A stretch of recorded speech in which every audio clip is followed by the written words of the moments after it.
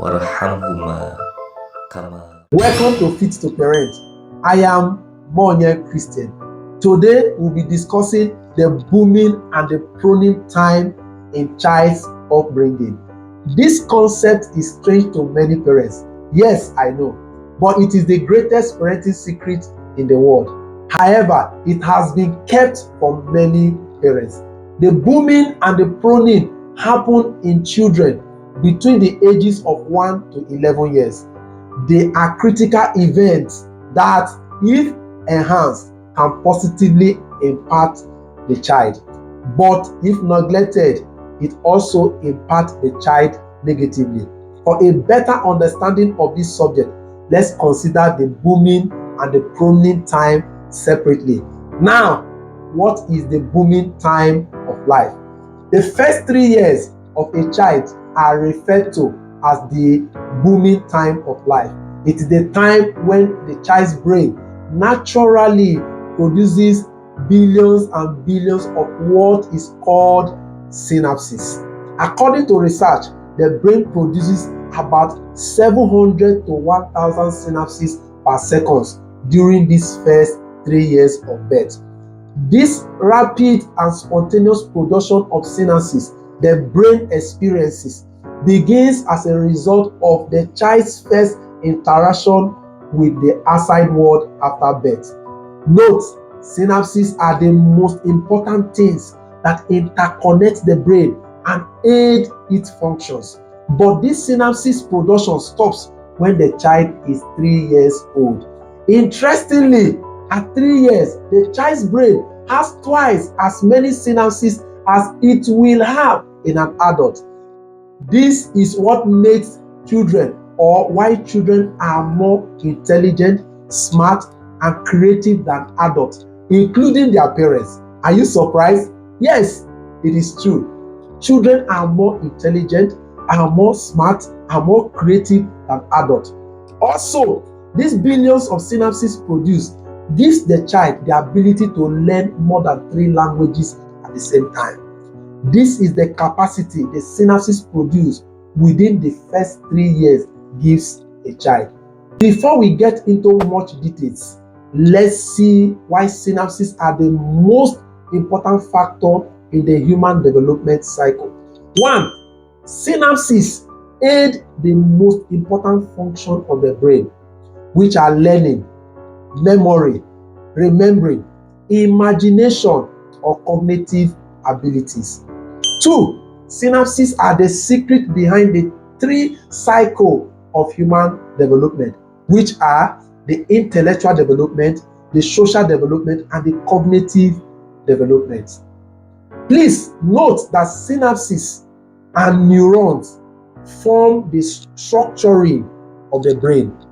The brain processes information by a network of neurons which communicate with one another using electrical and chemical signals.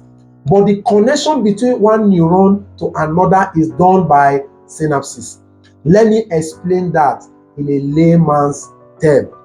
It is synapses that connect the brain together. Let's see an example. If you have about 15 inverter batteries and only 2 are connected, the amount of voltage you will have will be low. This is the same situation when it comes to synapses. Someone can have the exact number of brain cells, but if only 10% are connected, the brain will underperform. What helps us to connect our brain cells and neurons together and get maximum output is synapses.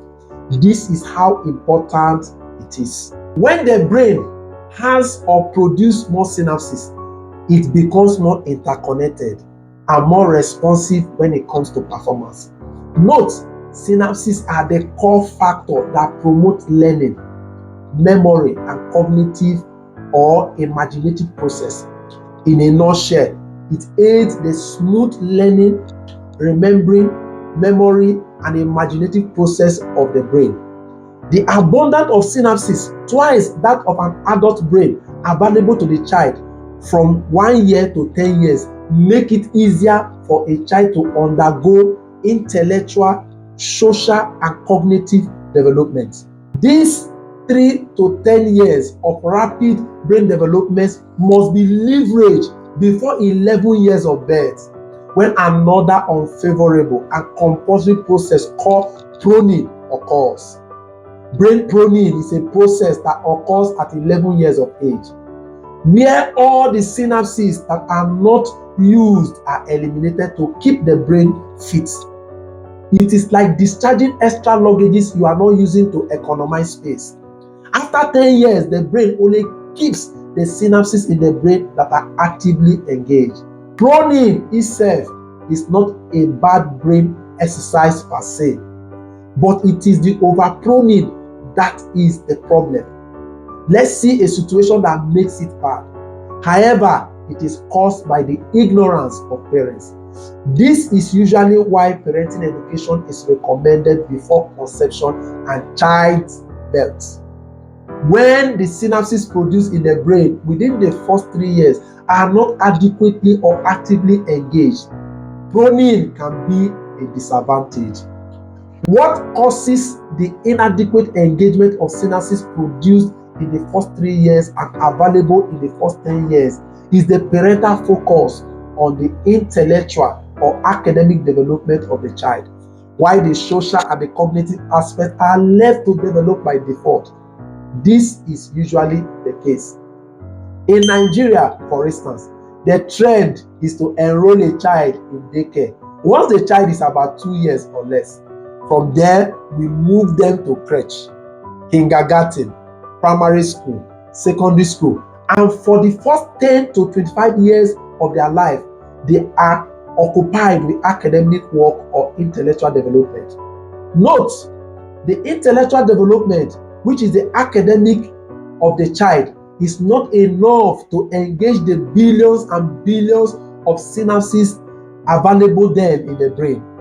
It is one out of the 3 cycles of development.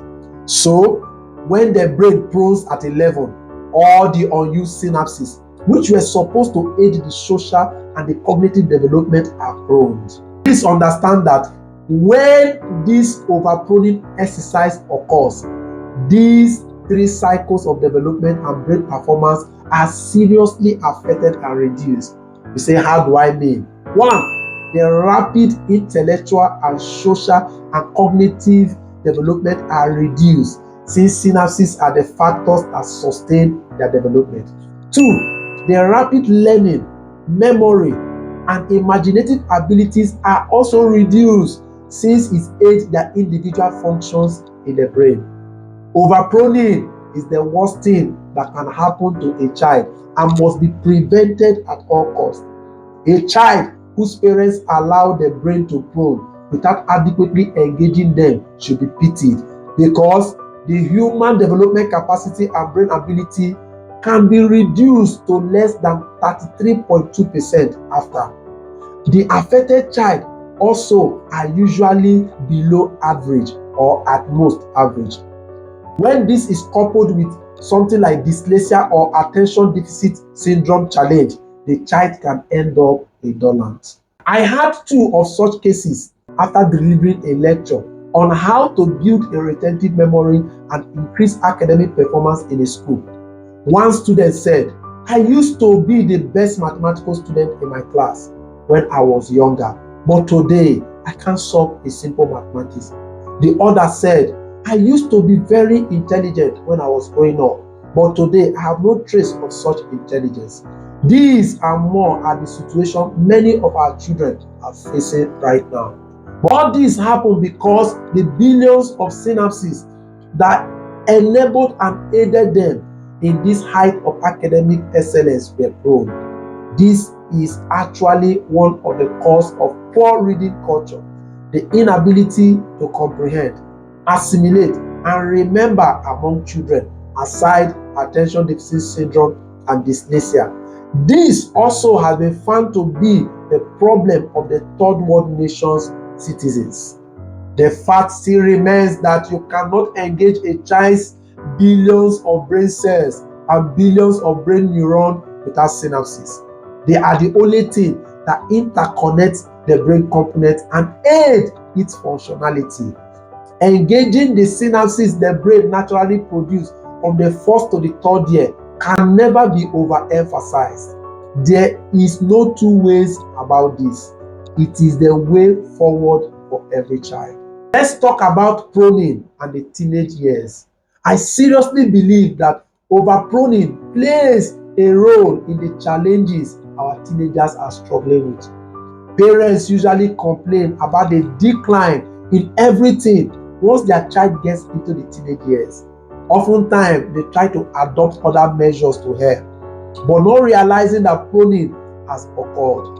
Over-pruning is the greatest struggle or the enemy of the teenage years. Remember, it occurs at 11, the particular time the child is stepping into the teenage years. Imagine when the over-pruning challenges are now combined with the puberty challenges that happen during the teenage years. This kind of situation can create an internal conflict that can be so much for a child to handle. This is where most parents lose their child. At this point, you cannot help if you don't have parenting education. I know the teenage years have their own challenges, but the number one causes of their frustration and their inadequacy is as a result of these two reasons that reduces the brain capacity and affect the human development cycle.